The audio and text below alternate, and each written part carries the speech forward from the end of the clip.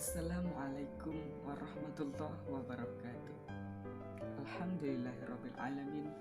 Wassalatu wassalamu ala asrofil anbiya wal mursalin wa ala alihi wa sahbihi ajma'in. Amma ba'd. Segala puji bagi Allah yang Maha menggerakkan sehingga pintu-pintu pergerakan selalu terbuka lebar untuk hamba-hambanya yang ingin mencari jati dirinya sebagai khalifatul fil ard.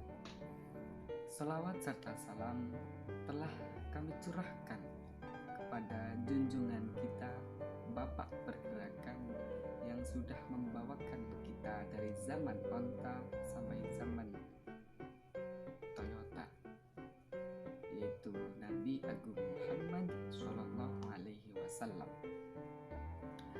Semoga kita dapat berjumpa lagi dengan Kanjeng Nabi di yaumil akhir nanti. Amin amin amin. Kepada yang terhormat dosen pengampu Ulumul Hadis Fakultas Tarbiyah Ilmu Keguruan IAIN Purwokerto, Bapak Ishak Suryo Nugroho. Perkenalkan, saya Zulfa Fadlullah Istiqlal. Saya dari semester 3 Tadris Bahasa Inggris Fakultas Tarbiyah Ilmu Keguruan IAIN Purwokerto. Video ini dibuat untuk memenuhi nilai UAS mata kuliah Ulumul Hadis. Baik, di sini saya akan menjelaskan sedikit tentang hadis ditinjau dari segi kuantitas dan kualitasnya. Hadis ditinjau dari segi kuantitasnya. Dalam mentransmisikan hadis, Nabi Muhammad SAW terkadang berhadapan langsung dengan sahabat yang jumlahnya sangat banyak. Karena pada saat itu Nabi sedang memberikan khutbah di hadapan kaum muslimin. Kadang hanya beberapa sahabat, bahkan juga bisa terjadi hanya 1 atau 2 orang sahabat saja. Demikian itu terus terjadi dari sahabat ke tabi'in sampai dari generasi yang menghimpun hadis dalam berbagai kitab. Dan sudah barang tentu informasi yang dibawa oleh banyak rawi lebih meyakinkan apabila dibandingkan dengan informasi yang dibawa oleh 1 atau 2 orang rawi saja. Dari sinilah para ahli hadis membagi hadis menurut jumlah rawinya. Yang pertama, hadis mutawatir. Kata mutawatir secara etimologi berarti mutabi atau yang artinya yang datang berturut-turut dan tidak ada jarak. Sedangkan secara terminologi, hadis mutawatir adalah hadis yang merupakan tanggapan atau tanggapan panca indera yang diriwayatkan oleh sejumlah besar rawi yang menurut kebiasaan mustahil mereka berkumpul dan bersepakat untuk dusta. Ada ulama yang menerangkan hadis mutawatir dengan jelas dan terperinci, yaitu Ibnu Hajar Al-Asqalani. Menurut Ibnu Hajar Al-Asqalani, hadis mutawatir yaitu hadis yang diriwayatkan oleh sejumlah orang yang mustahil melakukan kesepakatan untuk berdusta. Mereka itulah yang meriwayatkan hadis dari awal hingga akhir sanad. Perbedaan pendapat di atas akan berpengaruh pada kedudukan suatu hadis, karena pasti setiap ahli hadis berbeda pula dalam melihat sebuah hadis apakah mutawatir atau tidak. Contohnya, Ibnu Hibban Al-Hazimi berpendapat bahwa hadis mutawatir mungkin jadi tidak ada. Jika hadis mutawatir syarat-syaratnya sangat ketat, namun menurut Ibnu Allah hadis mutawatir tetap ada namun jumlahnya tidak banyak. Ada yang kedua, yaitu hadis ahad. Yang dimaksud hadis ahad yaitu hadis yang diriwayatkan oleh 1, 2, 3 orang atau lebih namun tidak mencapai ketingkatan mutawatir. Hadis ahad bisa hanya terdiri dari satu rawi, 2 atau 3 rawi saja dan tidak mencapai derajat mutawatir. Di kalangan para ulama ahli hadis terjadi perbedaan pendapat mengenai kedudukan hadis ahad untuk digunakan sebagai landasan hukum. Sebagian ulama ahli hadis berkeyakinan bahwa hadis ahad tidak bisa dijadikan landasan hukum. Untuk masalah akidah, sebab menurut mereka hadis ahad bukanlah asabut pasti ketetapannya. Namun menurut para ahli hadis yang lain dan mayoritas ulama bahwa hadis ahad wajib diamalkan jika telah memenuhi syarat kesahihan hadis yang telah disepakati. Hadis ahad dibagi menjadi 3 macam, yaitu hadis masyhur, hadis aziz, dan hadis gharib. Yang pertama, hadis masyhur. Definisi hadis masyhur adalah hadis yang diriwayatkan oleh 3 orang atau lebih, namun belum mencapai derajat mutawatir. Dari segi tingkatannya, hadis masyhur adalah termasuk paling tinggi, sebab rawi hadis masyhur ini yang paling dekat untuk mencapai derajat mutawatir. Hanya saja ada pada salah satu tingkat rawinya tidak mencapai derajat mutawatir. Yang kedua ada hadis aziz. Definisi hadis aziz adalah hadis yang diriwayatkan oleh 2 orang pada satu habakoh.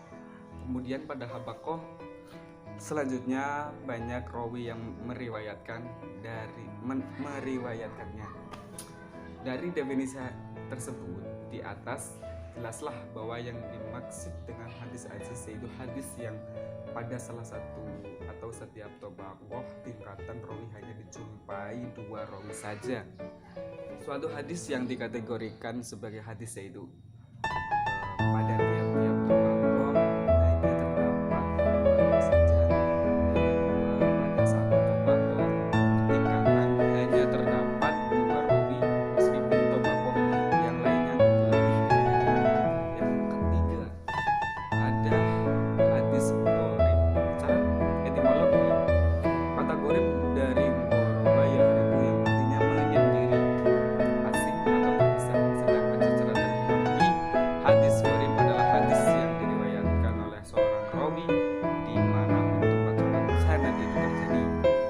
Dari definisi tersebut di atas dapat dikatakan bahwa yang dimaksud dengan hadis gharib yaitu hadis yang diriwayatkan oleh hanya seorang rawi saja, baik dalam seluruh tingkatan sanad atau pada salah satu tingkatan sanadnya.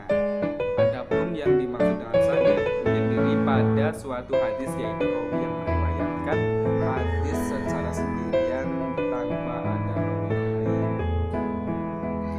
Hadis gharib juga biasa disebut hadis fardhu yang artinya sendirian. Ibnu Hajar menganggap bahwa antara gharib dan fardhu adalah sinonim, baik secara bahasa maupun secara istilah. Akan tetapi kebanyakan para ahli hadis membedakan antara gharib dan fardhu, yakni istilah fardhu merujuk pada gharib mutlak dan istilah gharib dipakai pada gharib nisbi. Hal ini sesuai dengan pengklarifikasian hadis gharib yang memang dibagi menjadi 2, yaitu hadis gharib mutlak dan hadis gharib nisbi. Hadis gharib mutlak adalah hadis yang digharibkan terletak pada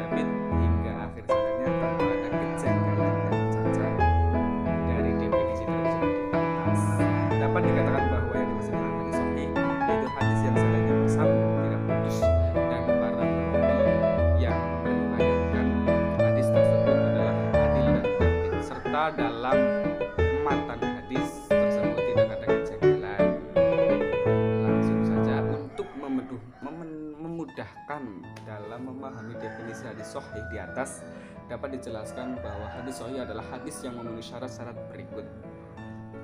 Hadisnya musnad, hadisnya bersambung, dan seluruh rawinya adil dan dabit. Terus yang terakhir ada tidak ada syaz, tidak ada illah. Yang artinya illah adalah hadis yang tersebut tidak ditemukan cacat yang merusak kesohihan hadis. Hadis sahih diklasifikasikan menjadi dua, yaitu sahih li qadihi dan sahih bil ghairihi. Sahih li zatihi yaitu hadis yang memenuhi syarat-syarat hadis sahih, seperti rawi yang adil, rawi kuat ingatannya, sanadnya tidak terputus, matanya tidak mempunyai cacat, dan tidak ada kejanggalan. Sahih al ghairihi artinya yang sahih karena yang lainnya, yakni menjadi sahih karena dikuatkan oleh sanad atau keterangan lain. Hukum memaknai sahih adalah wajib sebagaimana kesepakatan para ahli hadis dan para fuqaha. Argumennya adalah hadis sahih adalah satu sumber hukum syariat sehingga tidak ada alasan mengingkarinya. Yang kedua adalah hadis hasan. Ini cukup panjang sekali, saya akan menceritakan singkatnya. Kata hasan berasal dari al-husnu yang berarti al-jamalu yang artinya kecantikan dan keindahan. Adapun tentang definisi hadis hasan, ada perbedaan pendapat di kalangan para muhaddisin. Pendapat Abu Isa At-Tirmizi tentang hadis hasan: hadis yang dalam sanadnya tidak terdapat orang yang tertuduh bohong, hadisnya tidak janggal, serta diriwayatkan tidak hanya dalam satu jalur rawiyan. Yang ketiga ada hadis doif. Hadis doif, hadis yang tidak memenuhi syarat diterimanya suatu hadis dikarenakan hilangnya salah satu syarat dari beberapa syarat yang ada.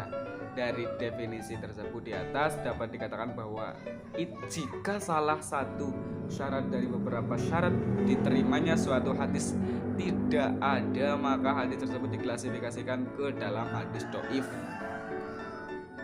Para ulama ada perbedaan pendapat mengalami masalah hukum menggunakan hadis doif. Mayoritas ulama membolehkan mengambil hadis doif sebagai hujjah apabila terbatas pada masalah fadailul amal. Demikian sahabat, ulasan tentang macam-macam hadis ditinjau dari segi kuantitas dan segi kualitasnya. Video ini dibuat untuk memenuhi tugas UAS usul fikih yang diambil oleh Bapak dosen Ishak Suryo Nugroho semester 3 Tadris Bahasa Inggris. Semoga ilmunya bermanfaat. Terima kasih Bapak yang sudah